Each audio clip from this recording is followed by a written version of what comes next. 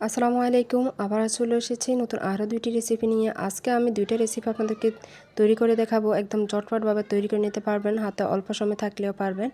তো প্রথমে আমি এখানে ২ কাপ আটা নিয়েছি, তারপরে এখানে পরিমাণ মতো লবণ দিয়েছি, তারপরে এখানে ২ টেবিল চামচ তেল দিয়েছি। দিয়ে এখন এই ৩টি উপকরণ একসাথে খুব ভালো করে মিশিয়ে নেব। হাতে নিয়ে কষলে কষলে এইভাবে মিশানোর পরে এখন নর্মাল পানি দিয়ে আমি একটা ডো তৈরি করে নেব। ইতিমধ্যে দেখতে পাচ্ছি যে আমার জানালার পাশে একটা কবুতর এসে বসে আছে, বারবার আমার দিকে তাকাচ্ছে, তো একটু ভিডিও করে নিলাম। এখন নর্মাল পানি দিয়ে আমি ডোটা তৈরি করে নিচ্ছি। আটা কিংবা ময়দা যে কোনো একটা দিয়ে কিন্তু তৈরি করে নিতে পারবে। তো এই যে ডোটা তৈরি করে হয়ে গেল, এখন আমি একদিকে এটা রেখে দিলাম। এখন আমি এখানে চলে আসলাম, কিছুটা আলু সিদ্ধ করে নিয়েছি, এখানে প্রায় হাফ কেজির মতো হবে, সিদ্ধ করে ম্যাশ করে নিয়েছি। এটা ঠান্ডা হয়ে আসার পরে এখন আমি কিছু উপকরণ এখানে মিশিয়ে নেব।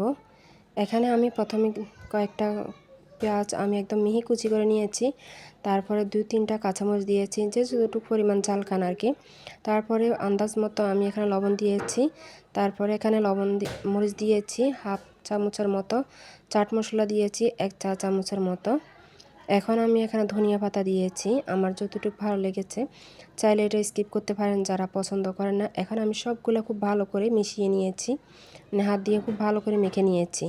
এখন আমি ডোটা উল্টিয়ে দেখলাম, প্রায় 10 মিনিটের পরে আসলাম, ডোটা একদম সফট হয়ে গিয়েছে। এখন আমি কিছুটা ডো আলাদা করে নিচ্ছি, এটাকে আমি একটা রুটির মতো করে বেলে নেব। তো সামান্য কিছু কুড়ি উপর দিয়ে লাগিয়ে নিয়েছি যাতে পিঠার সাথে লেগে না যায়। এই যে একটা রুটি তৈরি করে নিলাম, আর এইভাবে 4 কোণা করে আমি শেপ করে কেটে নিচ্ছি। আপনারা দেখে নিশ্চয়ই বুঝতে পেরেছেন কিভাবে আমি কেটে নিচ্ছি। যারা এখনও পর্যন্ত এই ভিডিওটিতে একটি লাইক দেননি তারা এখনই লাইকটা দিয়ে দিন। আর যদি আমার চ্যানেলটি ভালো লাগে অবশ্যই সাবস্ক্রাইব করে আমার পাশে থাকবেন। রুটিটাকে আমি 4 কোণা করে কাটিয়ে নিলাম। এখন আমি এখানে যে আলুগুলোকে মেখে নিয়েছি এটা রোল করে এইভাবে রুটির উপরে এক পেছন দিয়েছি, আর একটা ছুরির সাহায্যে এইভাবে কেটে নিচ্ছি অন্য সাইডে। পুরোপুরি কেটে নিচ্ছি না, একদিকে জোড়া যাতে খুলে না যায় ওই দিক করে এইভাবে করে কাটতে হবে। এইভাবে কেটে এটা একটা সুন্দর একটা ডিজাইন হবে, দেখতে কিন্তু সম্পূর্ণ ভিডিওটি দেখে নেবেন, না হলে কিন্তু আপনারা মিস করবেন এই ডিজাইনটা।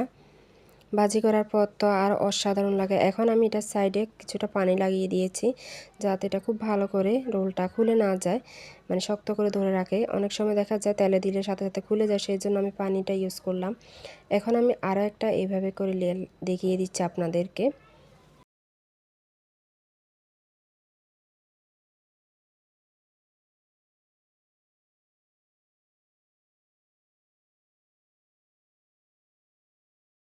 এইভাবে করে আমি পরপর 5টা বানিয়েছি। এখন এগুলাকে আমি তেলে দিয়ে দেব। চলে আসলাম আমি চুলায়। আগে থেকে আমি চুলায় তেল বসিয়ে নিয়েছি। এটা যখন গরম হয়ে আসছে তখন আমি রোলগুলোকে দিয়ে দিলাম। চুলার আঁচটা কিন্তু মিডিয়াম থেকে লোতে রাখতে হবে। যদি জোরে আঁচ দেন তাহলে কিন্তু খুব দ্রুত কালার আসবে, দেখা যাবে কি মুচমুচে হবে না। চুলার আঁচটা লোতে রেখে তারপরে যদি ভেজে নেন এটা খুব সুন্দর মুচমুচে ভাব আসবে।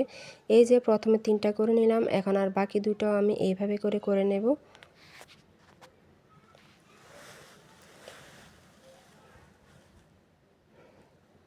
মাশাআল্লাহ, আমি কিন্তু এখানে 5টা পুরোটাই করে নিয়েছি। আর এটা কতটা ক্রিস্পি হয়েছে দেখেন, উপর থেকে কিন্তু যেন ঝরঝর করে পড়ে যাবে এইরকম ক্রিস্পি হয়েছে। ভিতরেরটা সফট, উপরেরটা ক্রিস্পি। এইভাবে কিন্তু সস দিয়ে খেতে ভীষণ মজা লাগে। ভিতরটা ভেঙে একটু দেখিয়ে দিলাম। এইভাবে অবশ্যই বাসায় আপনারা ট্রাই করতে পারেন, না খেলে বুঝবেন না এটা আসলে কতটা মজা হয়েছে। চাইলে কিন্তু এই রেসিপিটি চিকেন দিয়েও করতে পারেন। এখন আমি চলে আসলাম দ্বিতীয় রেসিপিতে। এখানে আমি একটা ডো তৈরি নিয়ে নিলাম। ডোটা একটু বেশি করে নিয়েছি যেহেতু রুটিটা অনেক বড় হবে।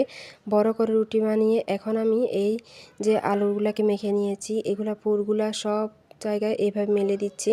আর মাঝখানেতে একটা বাটি দিয়েছে, আপনারা দেখে নিশ্চয়ই বুঝতে পেরেছেন, একটু ছোট সাইজের বাটি।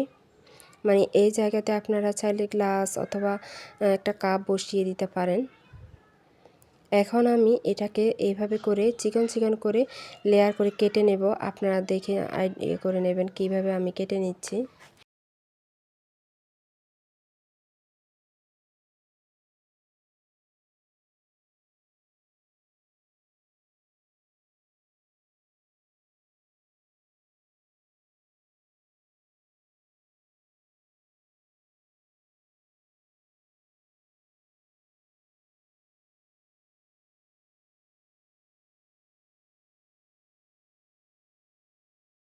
এখন আমি এটার মাথায় একটু পানি লাগিয়ে দিয়েছি আর নিচ থেকে এইভাবে প্যাচ দিয়ে দিয়ে আমি এটা সামনের দিকে আনতেছি।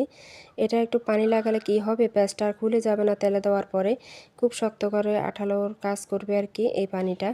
এইভাবে পেঁচানো করে আমি খুব সুন্দর একটা ডিজাইন হয়েছে। এটা এইভাবে আপনারা বাসায় তৈরি করে নিতে পারেন, চটপট তৈরি করে বিকেলে নাস্তায় অথবা বাচ্চাদের টিফিনে বা কোনো মেহমান আসলে তৈরি করে নিতে পারেন এইভাবে করে। আপনাদের কেমন লেগেছে এই রেসিপিটা অবশ্যই জানাবেন।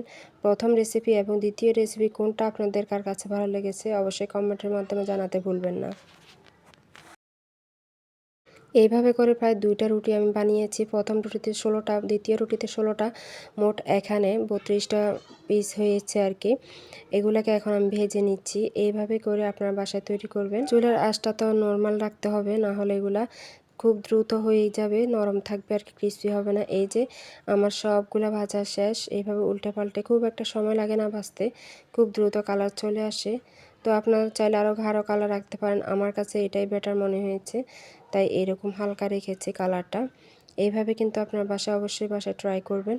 আর আমার 2টা রেসিপি কেমন হয়েছে জানাতে কিন্তু আমাকে ভুলবেন না। আমি গ্রামের বাড়িতে চলে এসেছি, সেই জন্য চতুর্দিকে একটু সাউন্ড হচ্ছে, তার জন্য দুঃখিত।